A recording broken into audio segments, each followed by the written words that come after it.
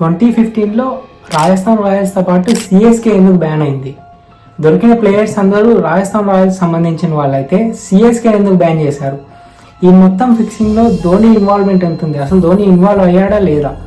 ఈ క్వశ్చన్స్ అన్ని ఆన్సర్ తెలియాలంటే మనం ఫస్ట్ 2013లో ఐపీఎల్ ఫిక్సింగ్ ఎలా బయటపడింది అనేది తెలుసుకోవాలి. అసలు ఈ ఐపీఎల్ మ్యాచ్ ఫిక్సింగ్ అంతా ఒక యాక్సిడెంటల్గా కోఇన్సిడెంటల్గా బయటపడింది. అసలు ఏం జరిగిందంటే జనవరి 2013లో Maharashtra control of organised crime act ద్వారా సిబిఐ వాళ్ళు యాంటీ ఇండియన్ యాక్టివిటీ కింద 42 మెంబర్స్ మీద ఛార్జ్ షీట్ ఫైల్ చేశారు.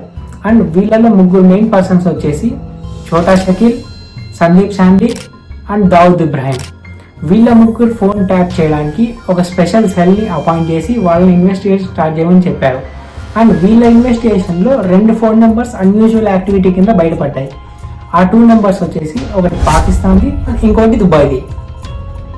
అండ్ ఈ 2 ఫోన్ నెంబర్స్ని ట్యాప్ చేశాక తెలిసింది ఏంటంటే వీళ్ళు ఫ్రీక్వెంట్గా ఇండియాలో ఉన్న అశ్విని అగర్వాల్ అలియాస్ టింకు అనే వ్యక్తితో ఫ్రీక్వెంట్గా టచ్లో ఉంటున్నారంట.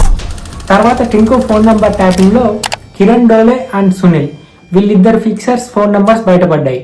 అండ్ వీళ్ళిద్దరు ఫోన్ ట్యాపింగ్ స్టార్ట్ చేశాక తెలిసింది ఏంటంటే వీళ్ళిద్దరూ ఆర్ఆర్కి సంబంధించిన Ajit Chandila and former domestic player అయిన జీజు జనార్దన్తో బాగా టచ్లో ఉంటున్నారని తెలిసింది. అండ్ ఈ ఫార్మర్ డొమెస్టిక్ ప్లేయర్ అయిన జీజు జనార్దన్ శ్రీశాంత్కి బెస్ట్ ఫ్రెండ్. ఇద్దరు ఒకే స్టేట్కి డొమెస్టిక్ క్రికెట్ ఆడతారు, కేరళకి.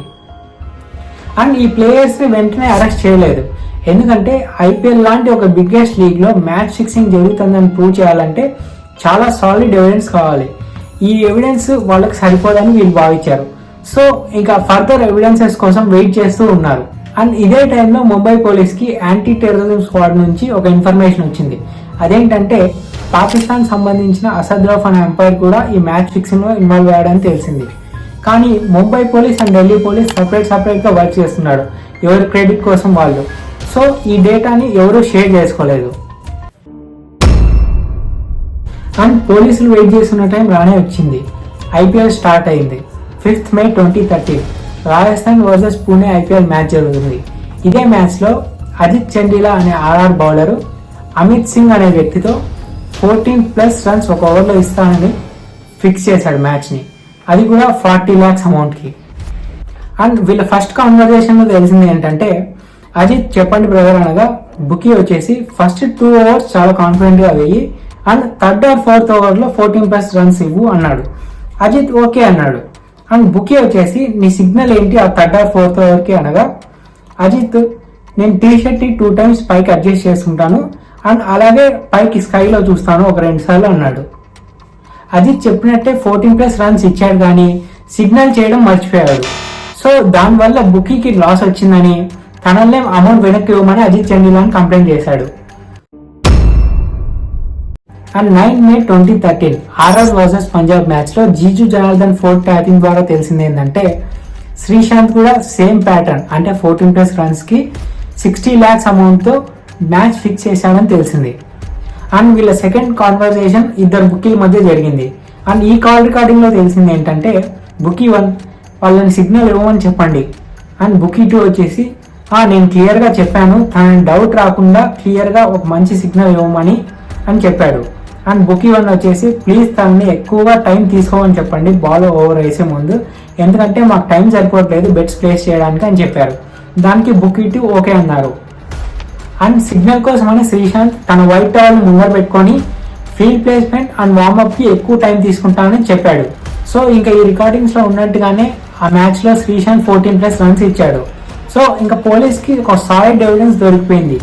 అండ్ వీళ్ళు ఇంకా వెయిట్ చేశారు, ఇంకా ఎవరెవరు ఇన్వాల్వ్ అయ్యారు, ఇంకా వీళ్ళేనా, ఇంకా ఎంతమంది ఉన్నారు అని తెలుసుకోవడానికని ఇంకో మ్యాచ్ కోసం వెయిట్ చేశారు.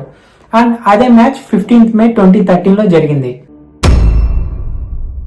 అండ్ సర్ప్రైజింగ్ గా శ్రీశాంత్ అండ్ అజిత్ చండీలా ఈ మ్యాచ్ లో డ్రాప్ అవడంతో అంకిత్ అనే ఇంకో ప్లేయర్ బయటపడ్డాడు.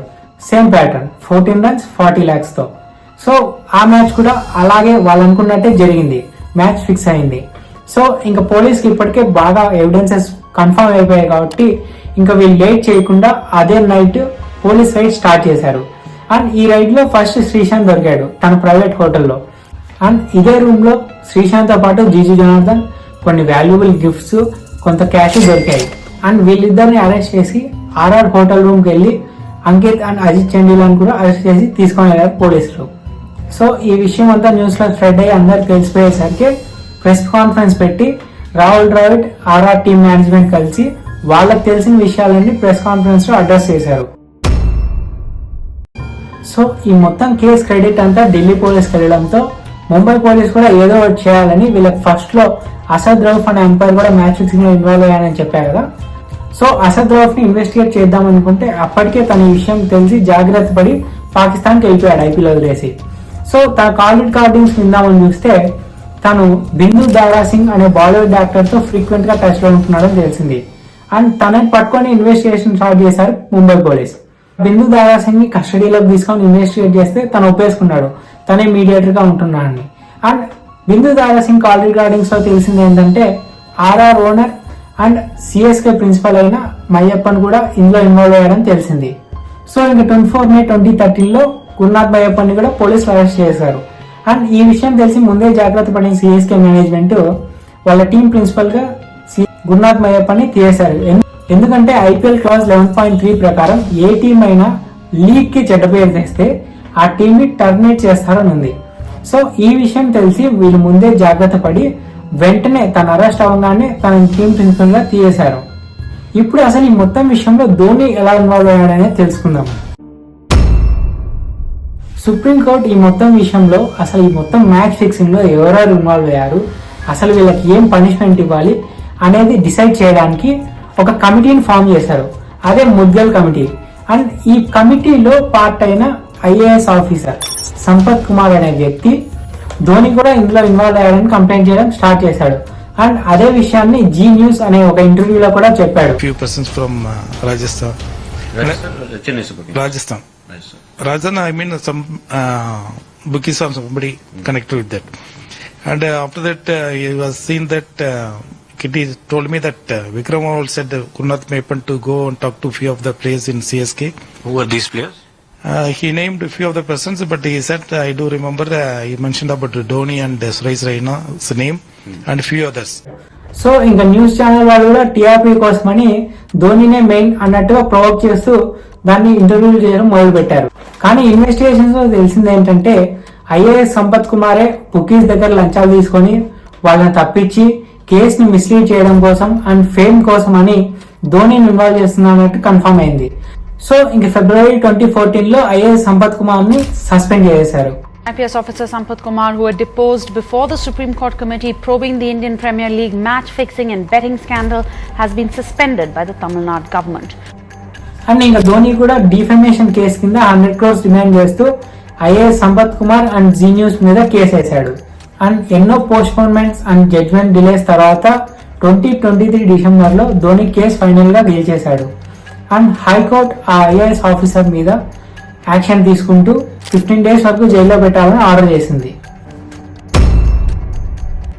సో ఫైనల్ గా ప్రాక్టికల్ గా మాట్లాడుకుంటే 2013 ధోని ఐపీఎల్ కాంట్రాక్ట్ అంటే ఐపీఎల్ ఆప్షన్ శాలరీ ఎంతంటే 8.36 crores సంథింగ్ అలా ఉంది. సో అక్కడ ఫిక్సింగ్ జరిగింది 40 lakhs 60 lakhs కి. ఆ 40 lakhs 60 lakhs ఎన్ని కలిపితే 8.3 crores అవుతాయి. సో ధోని ఇందులో ఇన్వాల్వ్ అయ్యాడనేది, సిఎస్కే ఇందులో ఇన్వాల్వ్ అయ్యేది అనేది జస్ట్ పబ్లిసిటీ స్టంట్.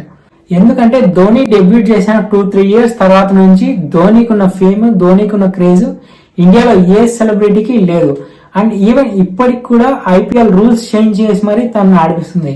అలా ధోనిని ఇన్వాల్వ్ చేయడానికి ట్రై చేశారు. అండ్ ధోని కూడా స్మార్ట్ గా 100 crores కేసేసి వాళ్ళ మూవ్ చేశాడు. సో ఇదంతా ఒక baseless point. So this is about the match fixing in 2013. నేను కలెక్ట్ చేసిన డేటా అండ్ ఈ వీడియో మీకు బాగా నచ్చినట్టయితే లైక్ చేసి సబ్స్క్రైబ్ చేయండి. Thank you, bye.